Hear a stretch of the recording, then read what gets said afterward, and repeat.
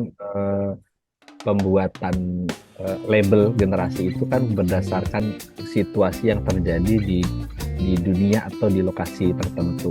Iya, iya. Misalkan kalau di Indonesia tuh pembentukan label generasi itu berdasarkan situasi politik.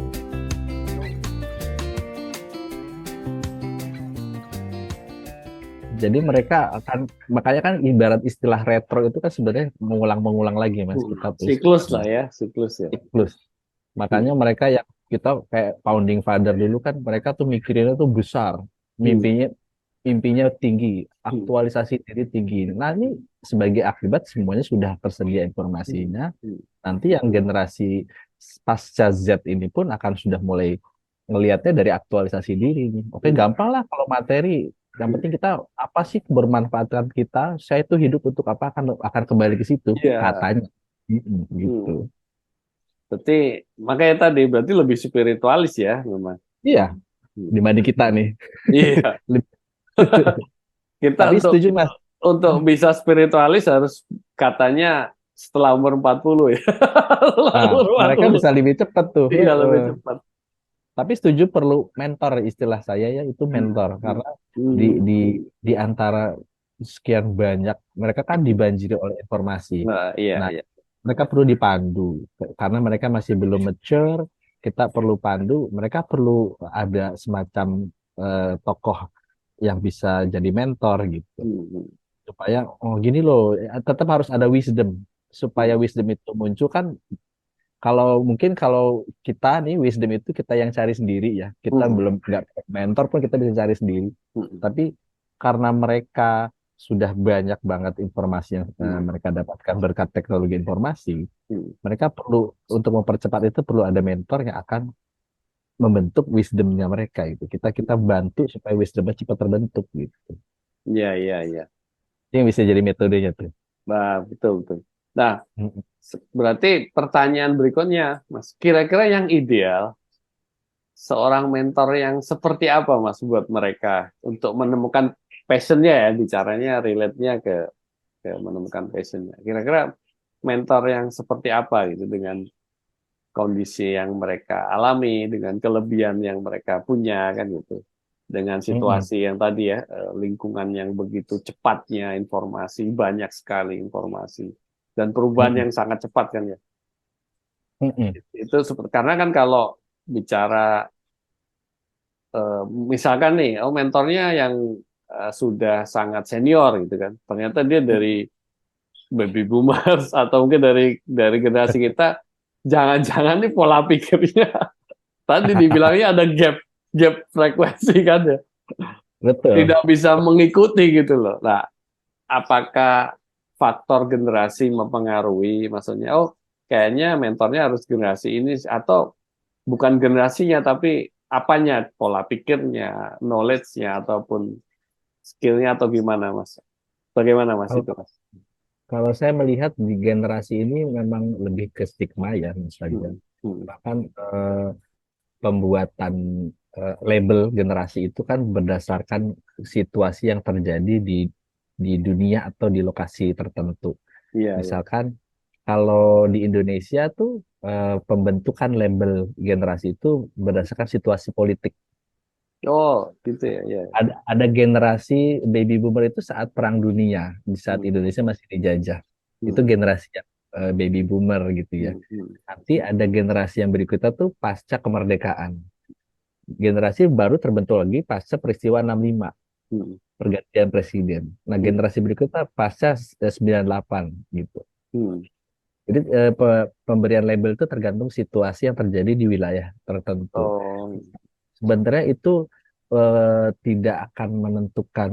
Oke, berarti kalau yang baby apa generasi Z, Hmm. mentornya harus dari yang generasi milenial atau Hmm. generasi X. Nggak mesti Hmm. begitu, karena yang akan menentukan adalah mindsetnya. Oh, iya, iya.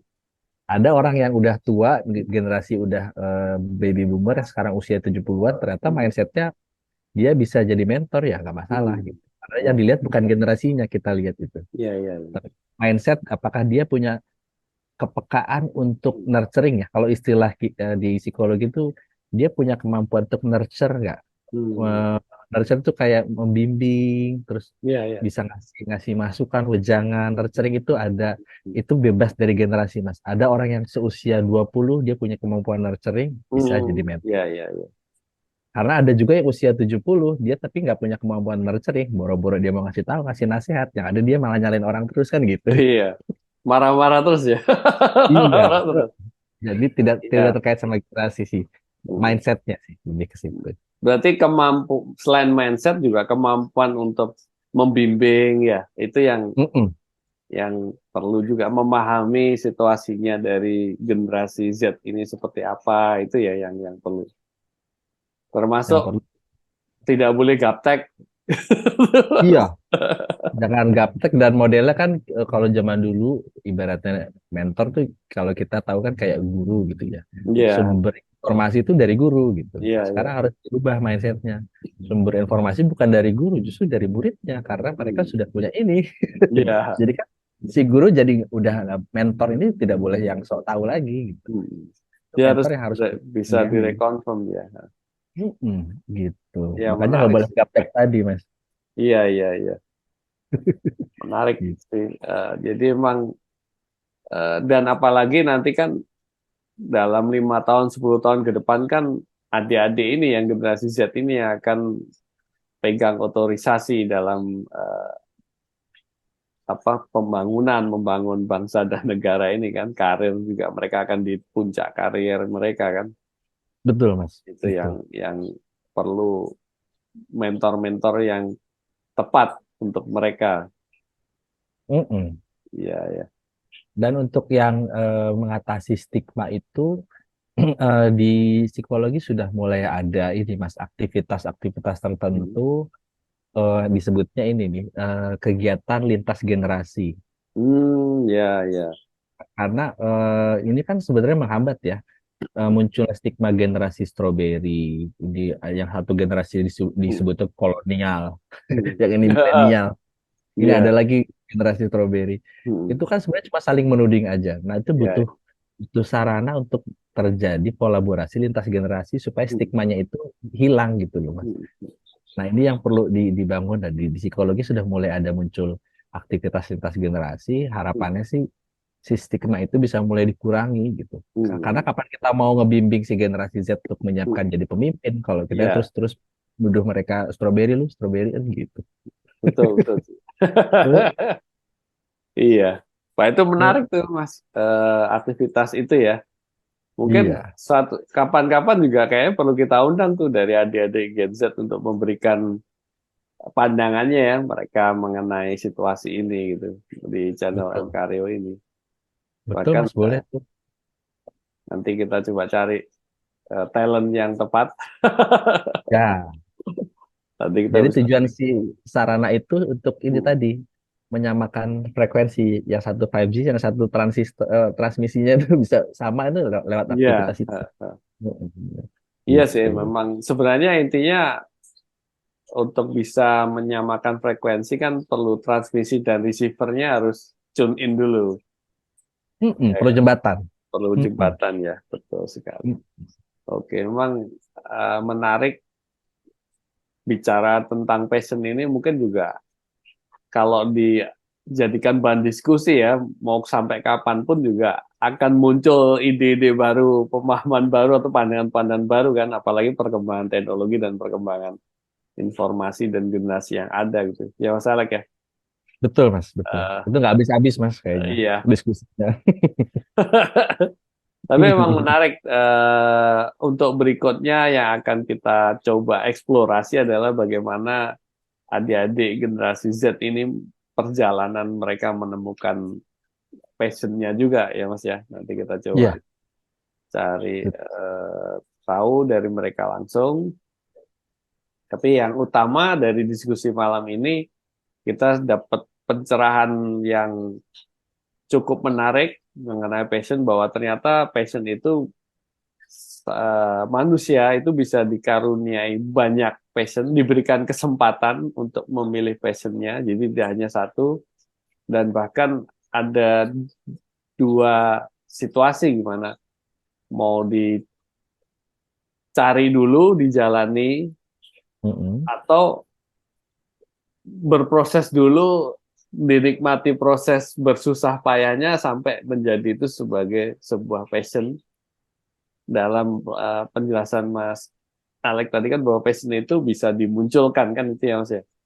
Betul. Bisa Mm-mm. juga dari dalam diri. Tapi intinya semuanya adalah refleksi ke dalam diri atau intrapersonal ya. Personal. Betul. Betul, Mas.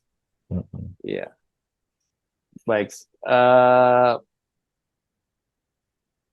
Terkait dengan Gen Z, cukup menarik juga bahwa ternyata diskusi kita tadi menunjukkan bahwa walaupun mereka mendapat stigma generasi strawberry, tapi tetap ada sisi positifnya bahwa mereka lebih spiritualis, mereka lebih nekat untuk mengambil Betul. keputusan yang kadang itu diperlukan. Hanya kita sebagai generasi yang lebih dulu mengenyam kehidupan punya kewajiban atau mungkin punya tugas untuk memberikan mentor ke mereka dalam bagaimana bisa lebih bijak dalam membuat keputusan dalam hidup ini, ya Mas ya. Betul, Mas. Betul. Oke, baik Mas. Hari ini sesi ngopreksnya sangat-sangat menarik. Tadi passion walaupun kita kupas sudah 2 season pun ternyata masih ada Lanjut. banyak ya, masih lanjut. Mungkin nanti akan ada sesi ketiga. Tapi Ya. terima kasih banyak Mas Alex, sobat-sobat MKRIO. Saya yakin akan banyak mendapatkan insight dan manfaat dari diskusi kali ini. Terima kasih Mas Alex. Nanti insya Allah akan kita jadwalkan berikutnya ya, sesi dengan Mas Alex juga dengan materi yang lebih menarik terkait Gen Z nanti. Siapa Oke, Mas saja Alex, kita kenali. Mm-mm. terima kasih waktunya, terima kasih diskusinya, inspirasimu, inspirasi kita, Mas. Sampai jumpa.